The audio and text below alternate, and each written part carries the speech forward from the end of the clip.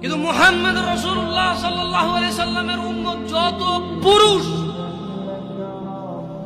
এইবার সে রাজা মহারাজা, এইবার সে কিছু একটা, সে যদি পুরুষ হয়, সে যদি মুসলিম মনে করে নিজেকে, তাকে তার রাসূলটাকে বলছে, এই আমার উম্মত যদি তুই নিজেকে মনে করিস তবে শোন, একজন উত্তম নেক সৎ স্ত্রী দুনিয়াতে যা আছে এর চাইতে বেশি মূল্যবান।